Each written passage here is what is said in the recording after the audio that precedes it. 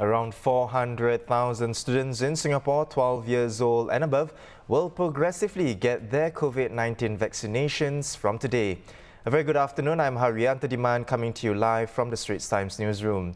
Now, students have been showing up at vaccination centres across Singapore, well, like the one you see right here, which is at Bishan Community Club. Priority is given to those in secondary and pre-university levels who will be sitting for their graduating exams this year.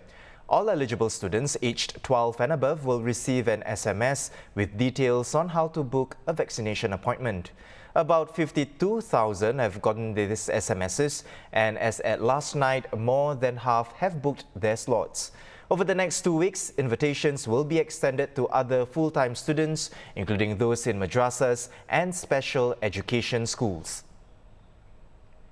Multimedia journalist Kimberly Jow joins me live from outside Bishan CC, one of the many vaccination centres island-wide.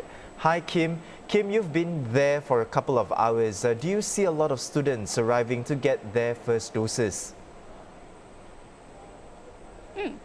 Yes, we're currently standing at the foyer of Bishan Community Club, which is serving as a waiting area for the vaccination inside. And actually, we've not seen a lot of students here. Earlier at 10:30 a.m., the waiting area behind me was quite empty, probably due to the way the time slots were being staggered. And the only activity was coming from inside of the centre, where there was a steady stream of people exiting, holding their complimentary box of disposable masks. And by 12, the waiting area was pretty much filled up. But again, this was not students and not children either, just adults like us mostly. And in fact, the number of students who were exiting the centre were no more than a trickle, maybe a handful at best. And this is likely because of the requirement, again, to sign up at the staggered time slots to keep everyone separate. And of course, Bishan CC as well as the CCs across Singapore are not the only places that students can get their vaccinations. In fact, MOE has set up dedicated vaccination centres for these students at ITE campuses across the country, as well as at Raffles City Convention Centre, which will be open from June 7th onward. So they do have plenty of time and plenty of other opportunities to get signed up and get their jabs. Kim, I understand you spoke with some students as well after they got their shots. What were some of the experiences that they shared with you?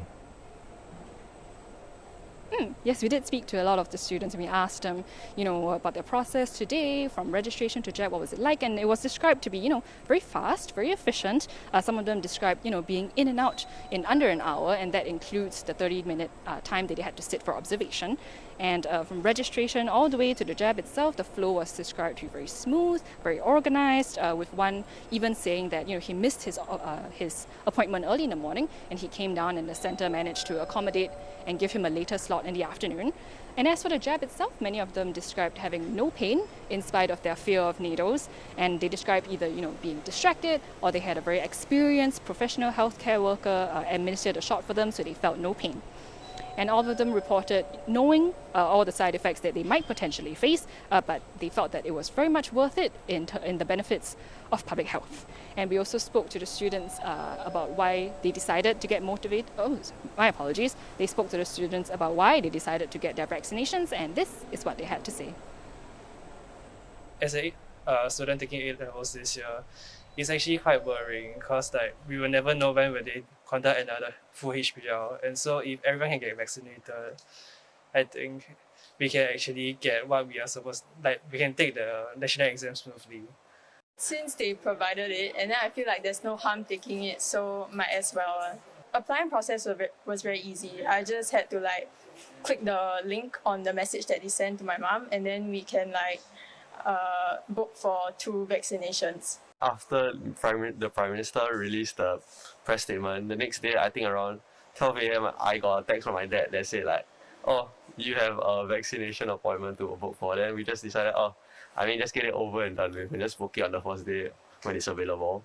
Initially, I was quite scared. I think it's the thought of it beforehand, but during the injection, it wasn't scary. The person was distracting me, and I think it wasn't pain at all. You take a number, you wait, and then they'll ask you the normal questions of whether you have any previous medical history. And then you go in, and I think I waited at least, once I went in, it was 2 minutes and I got a jab. And I just went out to sit there at the observation desk for maybe 15 minutes to make sure nothing serious happening. And after that, now I'm just discharged in here, I guess. it's quite a fast and efficient process, I would say. It feels pretty normal because like we all like since primary school we have been like we have been going through injections, so like it's actually kind of normal.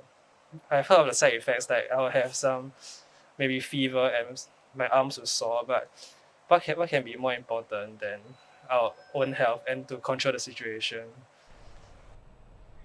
Well, thank you so much for the updates, Kim. That was Kimberly Jow reporting live from Bishan CC.